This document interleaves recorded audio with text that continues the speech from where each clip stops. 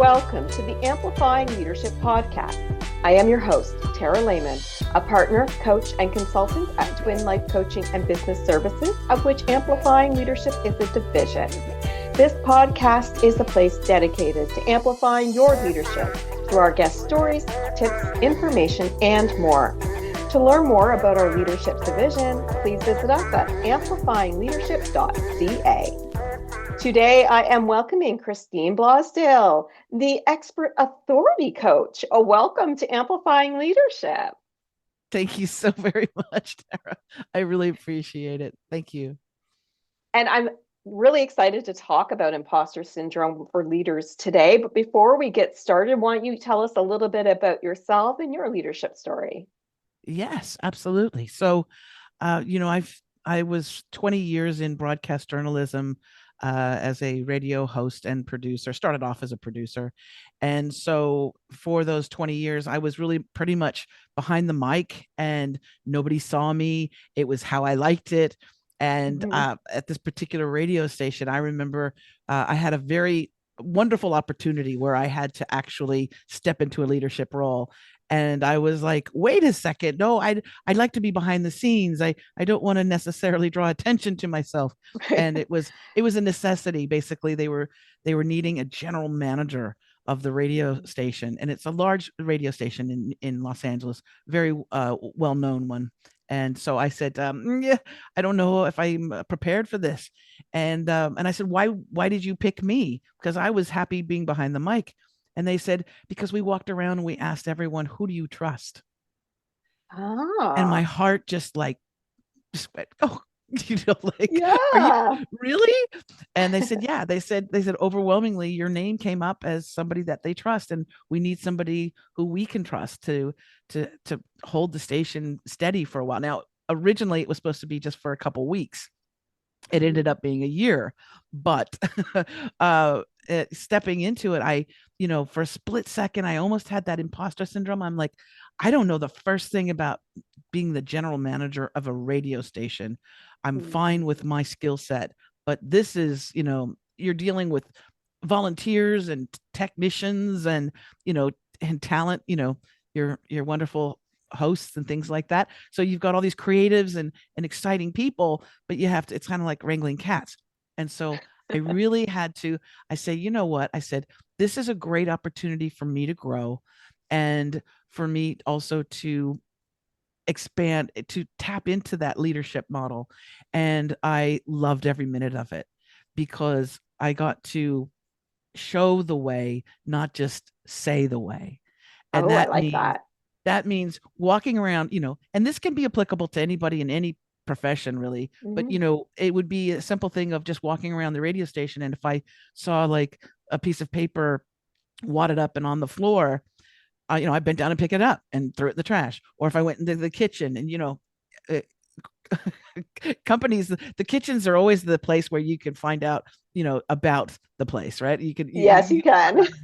And I'd go in there and there'd be all these dirty coffee cups in the sink or stuff on the crumbs on the counter. And so I would just go in and I would just clean it up. I would not sit there and say, well, I'll wait till the cleaning people come tonight.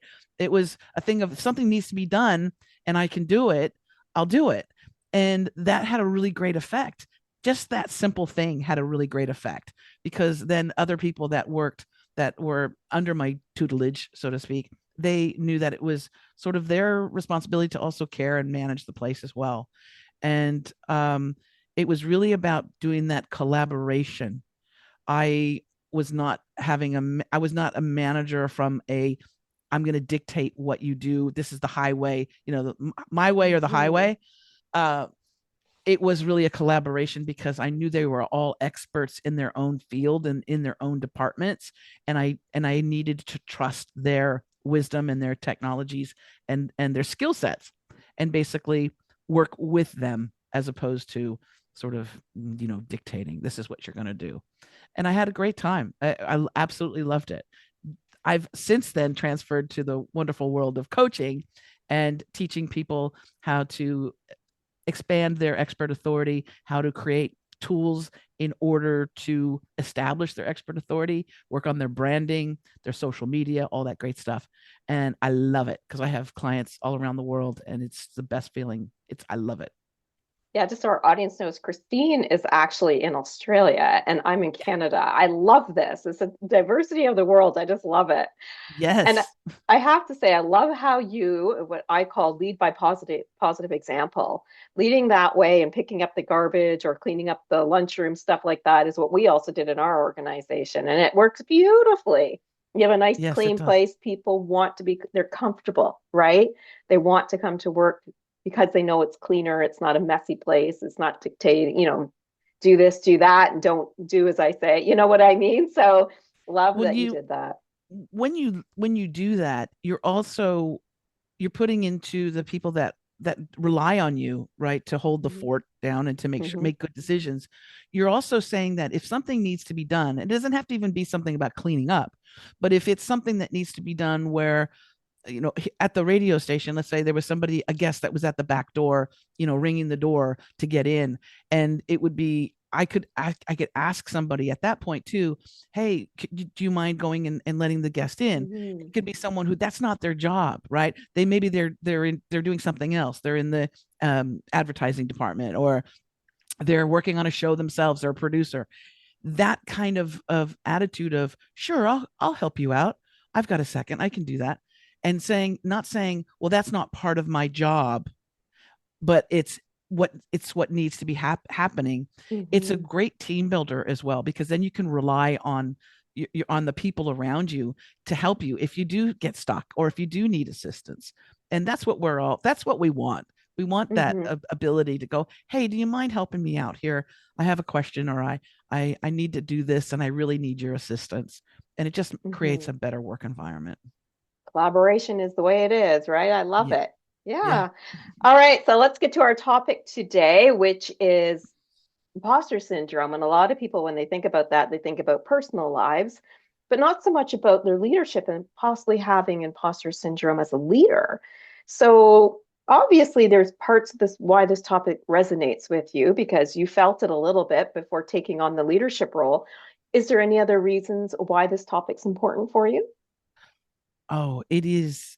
And it's all across the spectrum. I do have some male clients who experience it, but predominantly most of my clients are women. They're solopreneurs, or they're authors, or coaches, life coaches, or business coaches, and they have, majority of them have had a little bit or a lot of that imposter syndrome. And all that is the ego. It's the subconscious mind basically saying, who are you to think that you can talk about this subject or write about this Mhm. subject? Or who are you to think that you could run this company? Those type of things. And a lot of times those stories are things that happened to us a long time ago. They planted a little Mhm. seed and we never dug up that plant and got rid of it or pulled the weed. We just sort of suppressed it. And it doesn't matter how many degrees you have, it doesn't matter how much money you have in the bank, it doesn't matter what your titles are. If you still have that weed growing, in the back of your head, Mhm. you could find yourself with a lot of responsibility, in a place in life where those thoughts, those stories keep coming up. And it might have been just somebody that said something to you in the playground and stuck with you. It could be a parent, anyone Mhm. who's an authority figure, if it's somebody that you respect or you look up to, and they said something to you and they said, who do you think you are, buddy? Or, you're stupid, you're dumb, you're this, you're that. Mhm. That is so, it can be so life altering. And Mhm. we don't show up. We don't write that book. We don't go and speak. We don't reach out to people. We don't post on social media because we have that weed growing, right? So Mhm. my thing is, when I work with people, is I like to go with the weed whacker. Oh, and I like that and analogy. we go in and we don't do, it's not a therapy session. We don't go in and just, don't I don't do psychoanalysis, but basically we allude to the fact that that's probably been there for quite some time. Mhm. It's just the stress of the situation that brings it up. And I like to focus on the audience, right? I say to my clients dealing with imposter syndrome, instead of focus, it's not about you. Instead of focusing about you and worrying about what people think of you, what will they say, what are they going to think about, who I am? They're going to judge me. That's the biggest fear, right? Because we don't Mm-hmm. want to get kicked off the island. It's the whole prehistoric thing, getting kicked out of the cave. We want to Yeah. stay with our tribe. And if we get kicked out of the Comfortable. cave, we're going to be eaten by a dinosaur. So that's put into our DNA. So what I'll say is it's not about you, it's about the people you serve. So if you focus on the people that you're trying to help, if you're a coach, you say you want to help people lose weight or succeed in business, then focus on them and not you and not how you're perceived. And if you don't show up, you got to think about the fact that if you don't show up as that leader, as that speaker, as that author, as that coach, think about all of the missed opportunities for the people that you want to serve that Mm-hmm. they're not going to get. So think about those customers that are not going to get the solution to the problem that they have, or your readers if you're an author, or the audience if you're a speaker. So I really try, and a lot of my clients, I get them to create a podcast to help for their marketing, and that's the biggest hurdle, is that imposter syndrome. They're like, Yeah. what am I going to talk about, and who's going to want to listen to me? And I Yeah. and I say, if I'm your audience, I want to listen to you, but you got to tell me what it is that I want to hear. you know Yeah, you got to solving a problem, right? I want you to got to come solve the back problem. to something you said earlier before we go into maybe some of the common imposters that happen with leaders, but you said that sometimes we don't realize it's happening. And I have to tell you, in talking with a lot of my clients as well, it's so true. A lot of them are, that fear or that limiting belief or that imposter around, I can't do this, or I can't lead this team, or I just can't manage this employee. And it really holds them back. So I like the fact that you brought that up, because I think it's really important that sometimes we have to find the way to recognize that we're doing that in the first place. Oh So yes. that, yeah. And so that brings me to, what are some of those common imposters leaders may have that maybe we can start to recognize, some of the common ones maybe you've heard of? Well, I think it starts off with that little voice that makes you feel uncomfortable, or when you think about showing up to the job site, on Monday morning, you get a little queasy in your stomach and you're like, I don't even know if I can handle Mm-hmm. this today. I think listening to that is really important, but also um taking a step back or step away. There's a little experiment that I do whenever I feel that I'm doing the spiral, and the spiral can be sliding into that imposter syndrome feeling, or it can be, oh, my boyfriend didn't return the text, right? I sent a text and he didn't reply in like 5.2 seconds, right? And Mm-hmm. so the spiral is that thing where all those negative thoughts happen, and that's the, I'm not qualified enough. I didn't go to school for this particular thing. I don't have enough referrals or bank. And I say bank. I say experience. I don't have Mm-hmm. enough to do this. So that spiral, it's like when you unplug the bathtub and all the water goes down. It's really hard to stop that momentum, especially once you start going down. It's just, it keeps going and keeps going. So a little trick that I do is that I imagine myself sort of separating and stepping aside and looking at the situation as a non interested party. In other words, I Okay. right, because we get so invested and we're like, but this is how I feel and my emotions. And so if you're able to just sort of step aside, there's people that have had car accidents or near death experiences, and they've experienced this thing naturally, where they can see themselves getting ready, the accident is happening, and they sort of just move aside and they view it, and they look at it like, a viewer. They're like, Mm-hmm. this is interesting, this is happening, okay. So when you do sort of step aside or step away, and look at it, then you can actually look at what that is. And it could be, you know what, I was with that text message thing.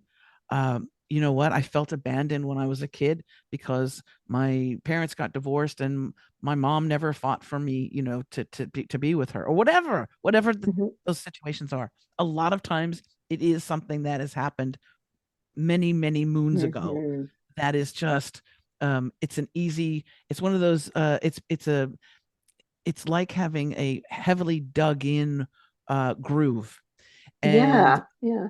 that it's easy for the water to go right into that groove because it's been so dug in. Mhm. So to rewrite that is what we want to try and do, and we want to Mhm. actually look at the positives of it. So I always try and say, let's look at the opportunities here.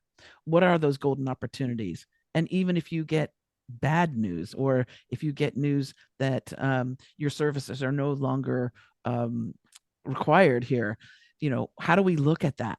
Do we look at it as a negative and as rejection, or do we look at it as, what, maybe it's universe, God, not to get woo woo, but maybe I'm not supposed to be here right now.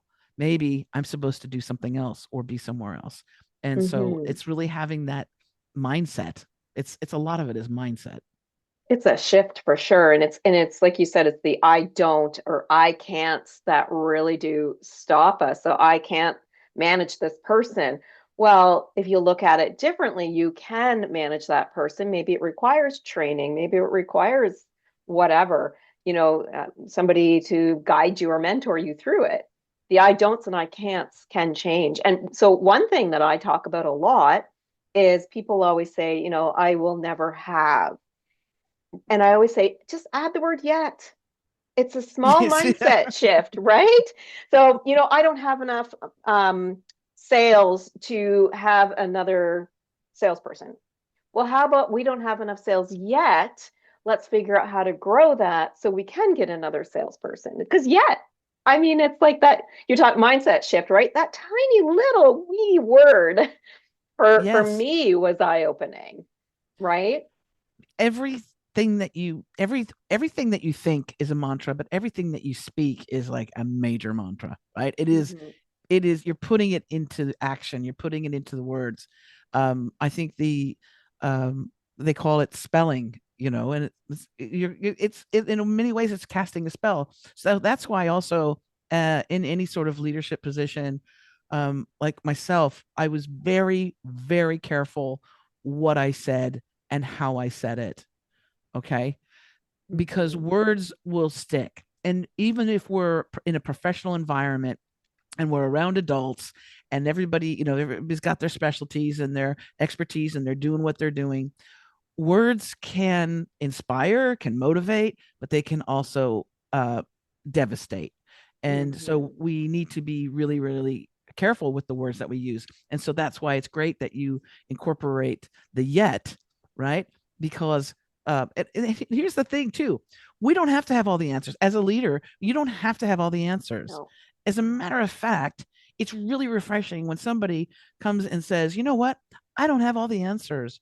And maybe as a collective, maybe as a group here, maybe we can talk about ways that we can get there. So taking that, we don't have enough sales yet, even that model, we don't have enough Mhm. sales to bring somebody else on, we don't have enough sales yet to bring somebody on.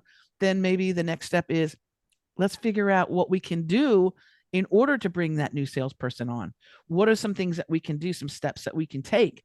Because man, if we were able to do that, we can have this, that, and the other, right? So Mhm. you might have somebody on your team who is not in a management position. They might be doing something, they might be opening the mail in the mail room, and Mhm. they have the answer.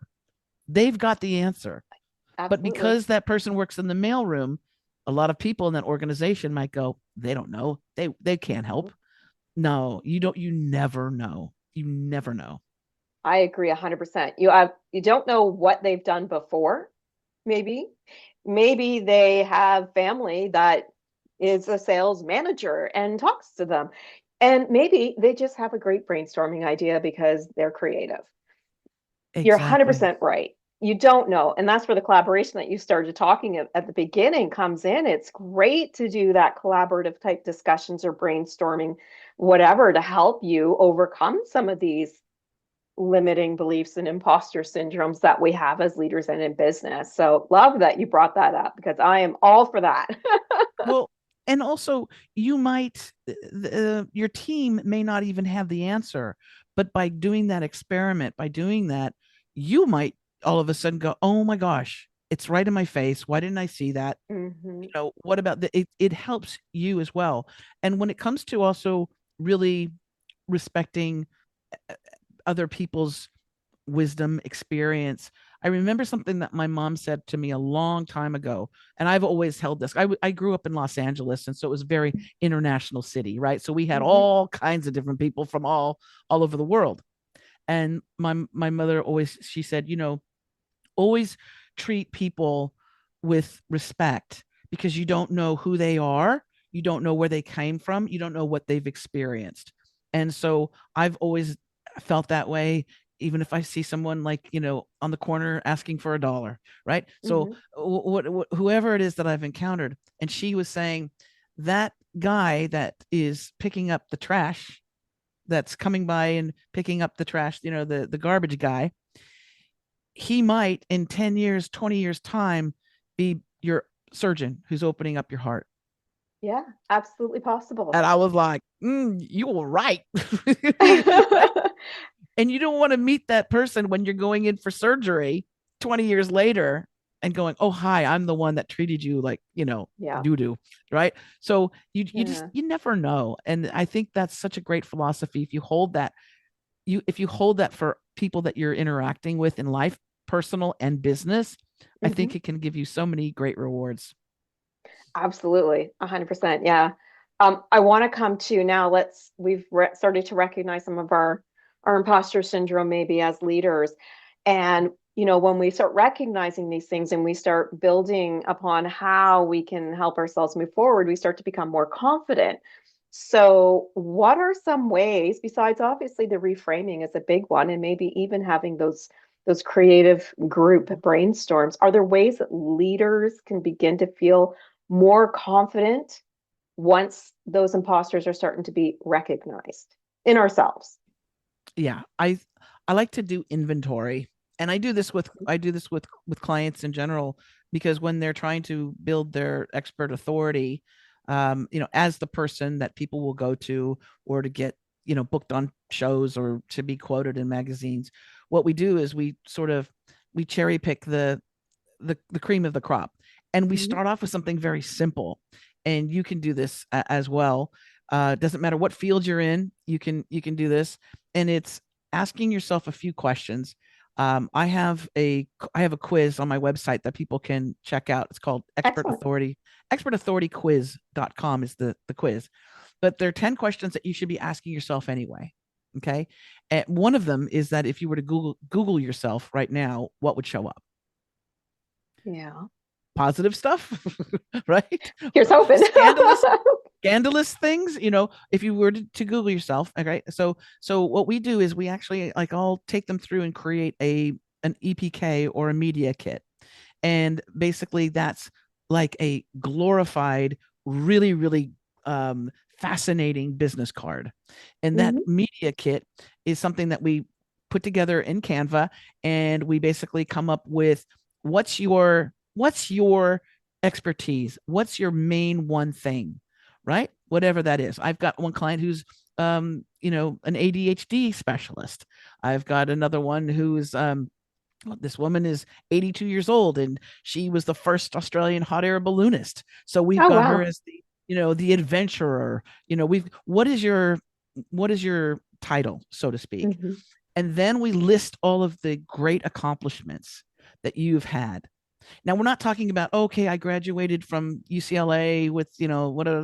We're not talking about that. We're talking about the things that you've done that actually have helped a business grow, that have helped a community thrive, that are newsworthy type things.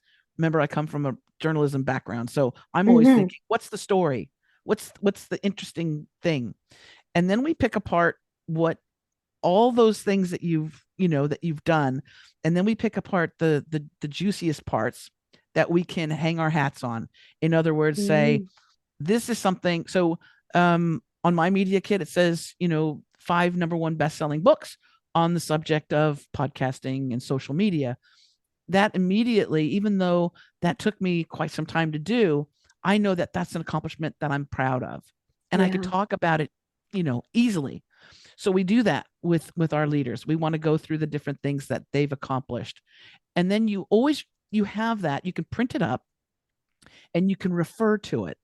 I also Mm, say get a really good headshot. yeah. It doesn't matter who you are. It doesn't matter how old you are, how young you are, what your physical shape is. Get a good headshot. Go to a professional photographer. Get a good headshot and create that media kit. So when you look at it, it's your image and it's your title and it's your accomplishments that you can refer to. So when you have that imposter syndrome, when you have that moment where you're like, oh God, I don't know if I can do that. I don't know. Then then you can pull out that Oh, media she's kit. showing us hers right now. I know our audience Yeah. can't see it, but yeah, So, I but love it. you pull out that media kit and you go, Yeah. oh, I forgot. I've done this. I've done that.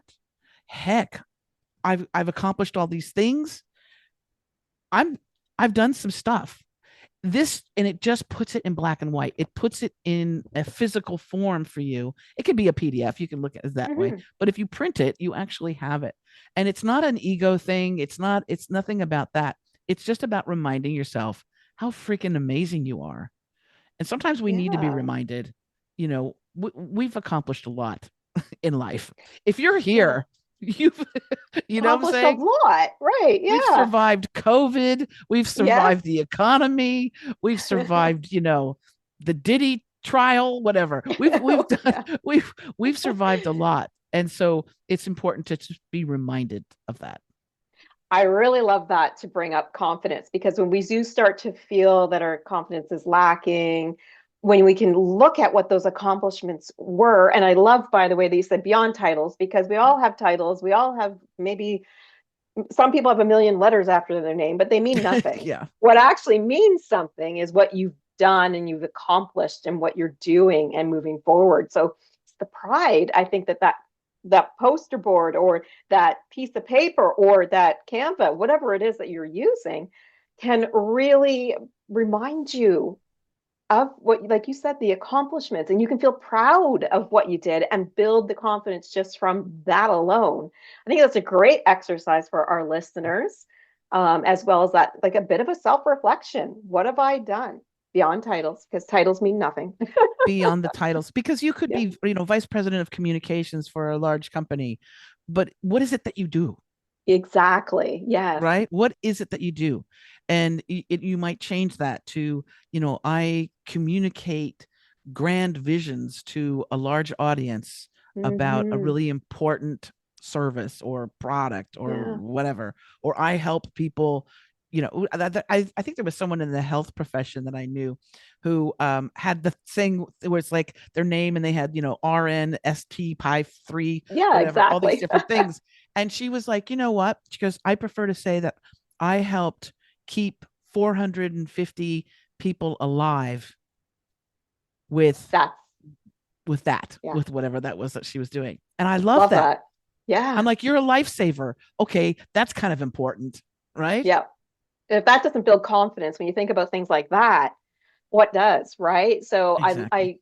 that's a really great example for everybody to understand. Your titles and your letters, they're important to a lot of people. Don't get us wrong here, but they aren't who you are.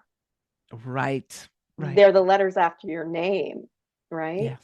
Yeah. All right. So I have to ask you, what is that, those key elements that we should remember while we're trying to build our confidence? Just a couple as we wrap up today that our leaders can, we obviously have this one as a great tool. And thank you Hmm. for letting us know where the quiz is as well. But is there any other key elements that we should consider when we're trying to overcome our imposters and build our confidence? I find that what works well for myself and for my clients is is creation, creativity. Mm-hmm. Within creation or creativity, and when I talk about that, I'm not just saying, getting a canvas and painting something. Painting. That's Yeah. great. That's great. And it is it's just for me. I do abstract painting. I'm not a professional painter. I don't sell my paintings. It's more like therapy, right? I Yeah. love doing it. But what I encourage people to do is to create something that they can pour themselves into. That's why so many of my clients, I say, you need to write that book. And when I Mm-hmm. say you need to write that book, usually the imposter comes in and he goes, I can't write a book. I'm not Tom Clancy. I don't have, time to write a 700-page book. And I'm like, whoa, whoa, whoa. First of all, a book can be 50 pages. Yeah. Can be small. It can be small. And as a matter of fact, for your first one, start small and start with something that you are an expert at. If you know beyond a shadow of a doubt how to feed a family of 5 for $20 a day, that's a best-selling book. Mm-hmm. If you're in a leadership position, and some of the most popular books are leadership, business.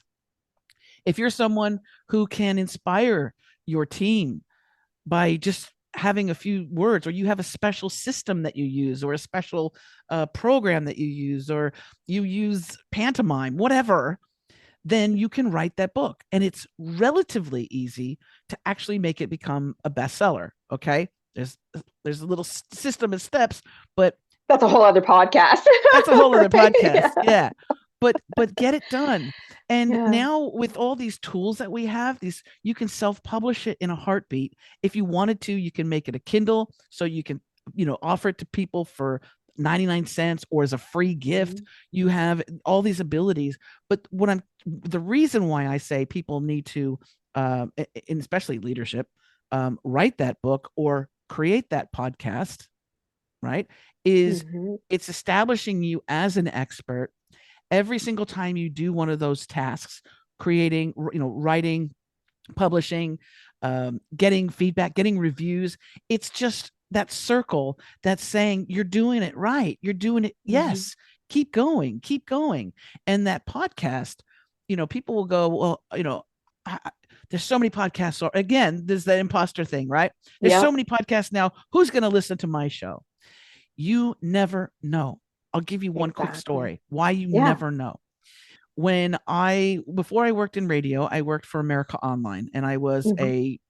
this is when they had journalists. This is when they actually had columnists, Right. before Time Warner bought them out. So I wrote a column, and it was a daily column in the Entertainment Channel. The Entertainment Channel and AOL was the most popular, of course, and it was like a kind of a gossipy Hollywood type column, and I wrote it through a cartoon character. And the character was called Beatbox Betty, because nobody cares about Christine Blosdale, but Beatbox Betty, she That's was like a exciting, head right? of hopper. She was like, Yeah. she had a martini in her hand, So fun. anatomically incorrect drawn character. Okay. But I got to go to premieres, and I got to go and interview all these amazing, superstars and directors. And so I was writing this column, and I wrote it in a style. This is way before Shrek came out, but I wrote it in a style that's Shrek like. That means that a kid could read it and go, that's cool. Or an 80-year-old could read it and go, oh, naughty, naughty. I get that. Yeah. So it's writing in a style that a lot of people can enjoy. Mhm. I was at dinner one night, and my friend who was sitting with me said, oh my gosh, look who's at the table next to us. It's Lily Tomlin and Jane Wagner, and they're Wow. they're partners. And I said, and I looked over and I went, oh my gosh, I love Lily Tomlin. And I know Jane Wagner. Jane Wagner's really like a big brain behind the whole Lily Tomlin thing. She's a writer, Mhm. amazing.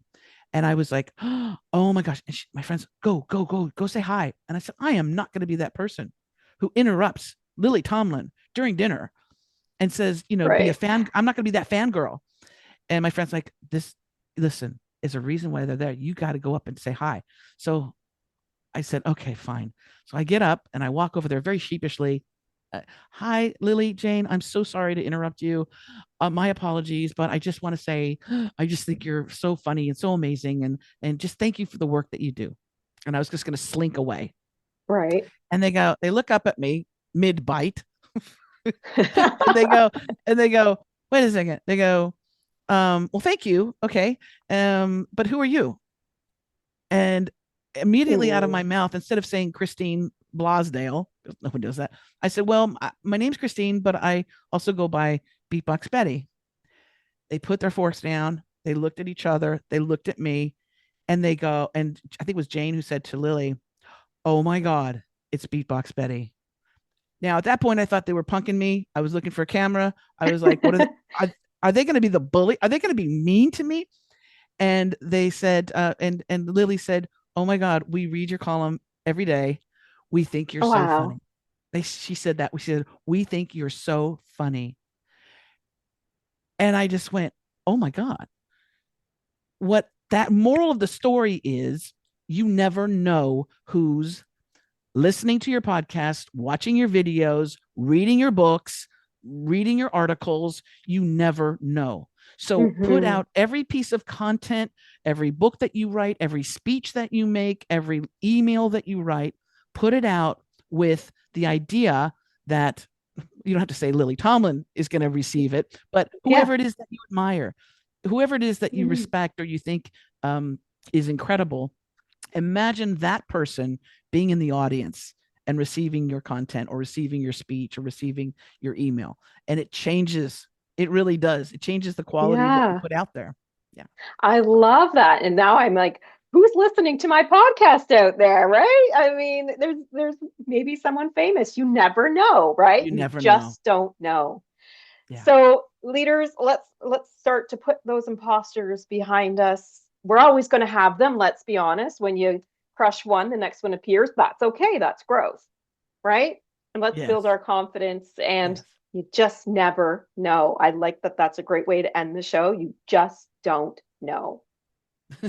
Thank you so much for an amazing conversation. I think we could keep talking forever. Um, so, if our listeners had some interest in learning more about what you do, and maybe if there's information about the quiz again, can you share where they can find you and where they can find that information? Absolutely. Absolutely. So they can, and I'm happy to have a free consultation with anybody who's interested in creating some content or creating a book Awesome. or creating a podcast. I'd be happy to talk to them about their expert authority. They can go to expertauthoritycoach.com and they can see all the stuff that I've got, the podcast and the books and all that great stuff. But if they want to take the quiz, it's expertauthorityquiz.com. So one's coach.com, one's quiz. But they can actually access the quiz at my website, which is expertauthoritycoach.com. Awesome. Thank you so much, and for the resource as well. Appreciate you coming on the show and talking about imposter syndrome today. My pleasure. Thank you so much. I really appreciate it. Thank you to our audience, of course. We hope you gained some valuable insights or tips today from our conversation with Christine. If you are a leader who knows that leadership development and growth through coaching and consulting are key to your leadership journey, or you would like to learn more about our Rise Leadership program, please visit us anytime at amplifyingleadership.ca, a division of Twin Life Coaching and Business Services. And before you go, don't forget to grab this quarter's free leadership resource, Your Guide as a New Leader. It is designed to support your new leaders in the first few weeks, build credibility, gain trust, and set a strong foundation for leadership. The link will be in the episode summary. Until next time, please remember, leadership matters.